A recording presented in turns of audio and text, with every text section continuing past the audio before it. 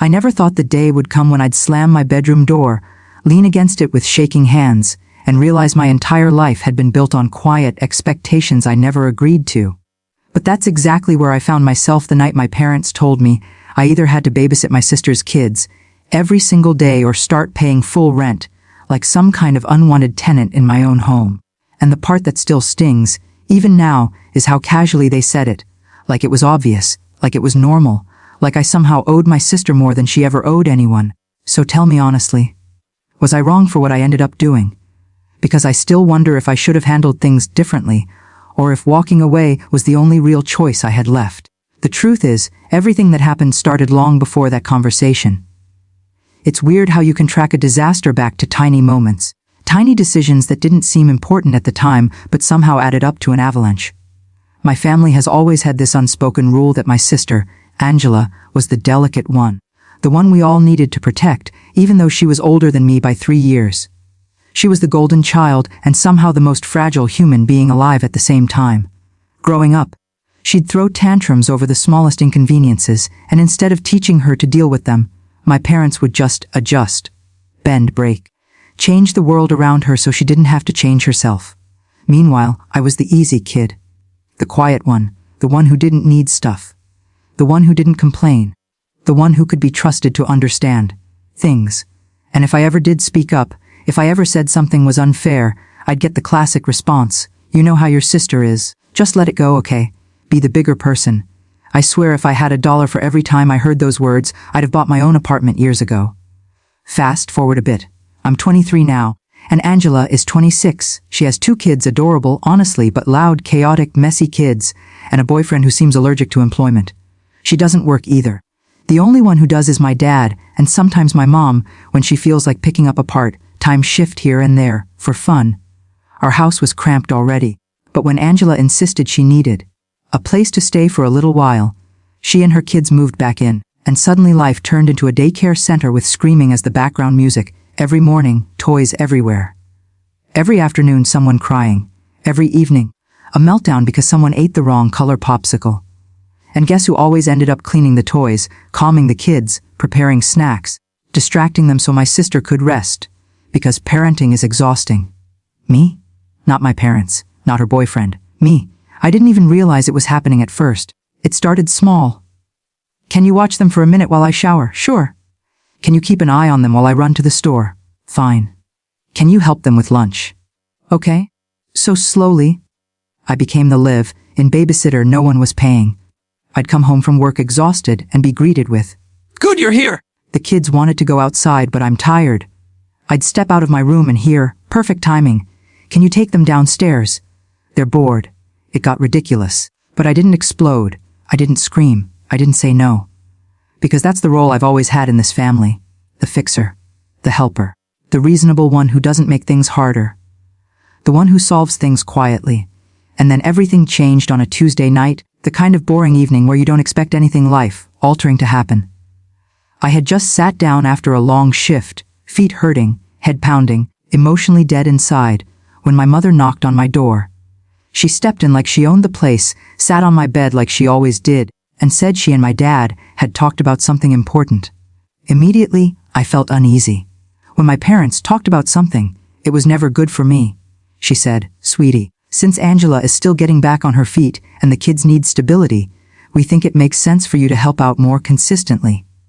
I blinked at her. "Help out more, I already." But she cut me off. I know you do help. But it needs to be more structured. So here's what your father and I decided from now on. You'll be responsible for watching the kids every weekday from 8 a.m. to 4 p.m. And weekends will rotate depending on their schedule. I stared at her like she had grown an extra head. "Excuse me, I work," I said. She shrugged, totally unfazed. "Well, that's the other thing. Since we're providing you a place to live, we think it's only fair that if you don't want to babysit, then you'll need to pay full rent." We looked it up. The average room in this area goes for $950. So that's what you'll pay monthly. But since you don't really contribute much right now, and we don't want you to struggle, we thought the babysitting arrangement would be better for you. Better for me. Like they were doing me some kind of favor. I couldn't even speak at first. The air felt heavy, my chest tight. All I could think was, they don't see me. They don't hear me. They don't care, I said. Why am I responsible for your daughter's kids? Why don't you watch them? Why doesn't she get a job? Why doesn't her boyfriend get a job? My mother looked offended, like I was being cruel. You know your sister has anxiety. She can't handle too much stress. I wanted to laugh. I wanted to scream. I have anxiety. I just don't weaponize it. But before I could respond, she dropped the final blow. Your father and I agreed, either babysitting or full rent. And we need your decision tonight?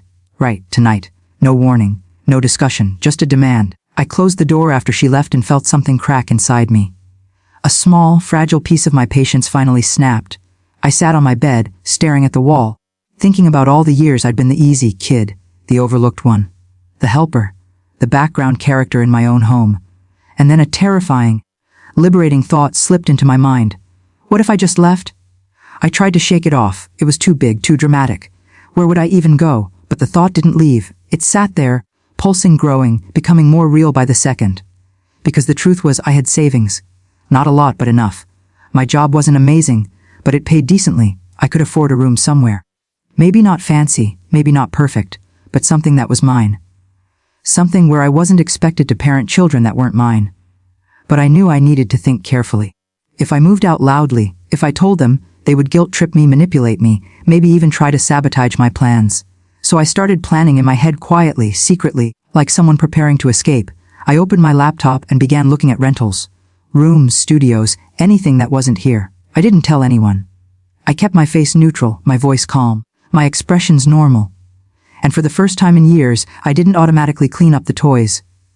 I didn't jump when my name was called. I didn't say, sure, I can help. I just observed. That week felt surreal, like I was living two separate lives. The one where I pretended everything was fine, and the one where I collected small pieces of freedom like they were gold coins. I packed little by little. A few shirts into my work bag, my favorite toiletries, my documents. Things no one would notice missing. My plan was forming. On Thursday, my dad brought up the babysitting schedule. Casually at dinner, like I had already agreed. Since you'll be helping from 8 a.m., you should probably set an earlier alarm, he said. My sister looked at me with this smug expression, like she had won some kind of prize. Even her useless boyfriend smirked like he had gained something. And I sat there, nodding silently, knowing damn well I wasn't going to be there at 8 a.m. or at all. I found a place Friday afternoon, small but clean, affordable, and available immediately. When the landlord said, "You can move in tomorrow," I almost cried from pure relief. Finally something that was mine. A place without screaming children, without emotional manipulations, without walking on eggshells around my sister's moods. Saturday morning, I woke up early. My parents were still sleeping. The kids were in my sister's room watching cartoons. The house was quiet. I felt my heart pounding as I grabbed my bag, stuffed the last of my essentials inside, zipped it, and looked around my room one final time. My walls, my posters, the old dresser, the window where I spent so many nights crying quietly so no one would hear me. It all looked small. Too small, like it had never truly belonged to me. I walked downstairs. I didn't leave a note. I didn't announce anything. I just walked out, quietly, softly, free. But here's where things get messy. Because leaving wasn't the shocking part. Oh no! The shocking part, what really flipped my entire family upside down, happened afterward. And I promise you, it gets so much worse, and so much more dramatic. But before I continue, I want you to pause for a second and tell me honestly, what would you have done? If you were in my shoes, would you have stayed and babysat like some unpaid nanny? Would you have paid ridiculous rent to live in a chaotic house where no one respected you? Or would you have packed up and walked out like I did? Because that's the situation I was in. I had to choose between my sanity and their demands, and I chose me. But let me go back to where I left off. Because leaving wasn't as simple as walking out the door. The moment I stepped outside, I felt this mix of terror and adrenaline rushing through me. My hands were shaking as I got into my car, turned the key, and drove away. It felt unreal, like I was in a dream, like at any moment someone would run outside screaming my name. But no one did. The street stayed quiet. The house stayed still. No one knew I was gone. I drove to my new room and spent the whole day unpacking. It was tiny, barely enough space for a bed, a small dresser, and a folding table I decided to call a desk. But it was peaceful, quiet. Mine. I bought a cheap rug from a thrift store, hung a small curtain, and suddenly it felt like a real room, like a beginning. The first night sleeping there felt strange. I kept waking up thinking I heard the kids crying, or Angela yelling, or my mom knocking on my door. But the silence felt like healing. Like a warm blanket I didn't know I needed. I didn't text anyone. I didn't call anyone. I knew the storm would come eventually, but until then, I let myself breathe. For the first time in a long time, I felt like a person. The storm hit Sunday afternoon. My phone blew up with calls, first from my mom, then my dad, then my sister. I didn't answer. I let every call go to voicemail. Then the text started. At first, they were confused. "Where are you? Did you go somewhere? Are you okay?" Then they became more frantic. "This isn't funny. Call us now." Then angry. "Are you seriously doing this right now? You have responsibilities at home. Answer your phone." Then my sister chimed in with her usual ego-driven drama. "You can't just leave. Who's supposed to watch the kids tomorrow? Why are you being selfish?" When Monday morning arrived, I woke up before my alarm, not because I needed to get ready for work, but because my stomach was knotted with anticipation. I knew this was the day everything would truly unravel. I had left quietly, intentionally avoiding the explosion I knew would happen if I confronted them. But silence is its own kind of confrontation, and by now, my family's silence had morphed into pressure. I kept my phone face down on the nightstand, afraid to even look at it. I sat there in my tiny new room, listening to the hum of the old refrigerator in the kitchen outside my door, trying to steady my breathing. This little place wasn't perfect. It was small, a little run down, and the paint on the walls was chipped, but it was mine. And for the first time in my life, I woke up somewhere that didn't come with expectations attached. At exactly 8:07 a.m., my phone started vibrating nonstop. I didn't have to look to know what it was. The babysitting shift they expected me to magically accept had officially begun, and I wasn't there. I imagined the exact scene happening in my parents' house, my sister groggy-eyed, annoyed, standing in the kitchen with two screaming kids tugging at her shirt, my mom asking, "Where is she? She should be downstairs by now." My dad checking his watch with that angry, disappointed expression he loved using any time I didn't fit into the image of the obedient child they expected. Eventually, my mother left a voicemail. I sat there staring at the notification glowing on my screen for a solid minute before forcing myself to play it. Her voice sounded sharp, irritated, like she was trying very hard not to yell. "We don't know what you're doing or what you're trying to prove, but your sister needs you right now. The kids are waiting. You agreed to this. The least you can do is show some responsibility. You need to get home immediately. We'll deal with this attitude once you arrive." Attitude. That word stung. I almost laughed. I must have been invisible for so long that the moment I stopped doing everything they wanted, it became attitude. I didn't call her back. 30 minutes later, my dad called, then called again. Then again. I ignored every ring. Eventually, he sent a text, "If you don't come home right now, we will be having a serious conversation about your place in this family." My place in the family. As if I hadn't spent years being treated as the backup adult for my sister's kids instead of being their daughter. As if I hadn't given and given and given until there was nothing left of me. As if this family had ever once asked what I needed. I left my phone silent and went to work like normal. The peace I felt during that shift was unreal. No screaming, no demands, no guilt. Just me doing my job, minding my business. But around lunchtime, the anxiety I had pushed down all morning came creeping back. Something felt off. I checked my phone during break and saw a message from my sister. A long one. So long that the preview filled half my screen. Against my better judgment, I opened it. It was a wall of anger. Pure chaotic anger. "You're a selfish brat. You starve no F for no reason. Do you have any idea what you've done? The kids were crying all morning because they wanted you. Mom was worried sick. Dad almost called the police. All because you want to make a point. You're disgusting. After everything this family has done for you, you repay them by abandoning us like this. If you don't come home, Todai, don't bother coming back at all." I stared at those words, reading them over and over again. Not because her message hurt, it didn't, not really. It was predictable. I could have written it for her, that's how repetitive her dramatic outbursts were. No, what shook me was the part about my dad, almost calling the police. Almost. That word hung in my head like a threat. The day dragged on until finally my shift ended. I drove back to my new room, sat on the bed, and let the silence wash over me. The emotional exhaustion hit all at once. Leaving had been the right thing to do. Deep down I knew that. But no one prepares you for how draining it is to cut off expectations that have chained you down for years. No one tells you how heavy freedom can feel before it becomes light. Around 7 p.m., there was a knock on my door. A sharp, heavy, familiar knock. My heart dropped, cold sweat prickled down my back. I wasn't expecting anyone. No one knew I'd accept the landlord and me. The knocking happened again, louder this time. "Oh, Panchis Doa Ght no," a voice yelled. "My dad?" I froze. How did he find me? Did he track my phone? Ask my job? Did my landlord call him? Did my sister stalk me on social media? I didn't know. But I didn't move. I didn't answer. I didn't breathe. He banging or ia and me. T doar or I'm kelling T play a and tell you kim or event by some id of I said. That threat hit different. He wasn't worried. He wasn't concerned. He was angry that I had stepped outside of the role they assigned me. And he was trying to scare me back into submission, using the police as leverage. But I stayed silent. Completely silent. Eventually he yelled some version of, "This is ridiculous," and stormed off. I sat there for a long time after the footsteps faded, too emotionally shaken to even cry. I kept thinking, did I make a mistake? Did I just make everything worse?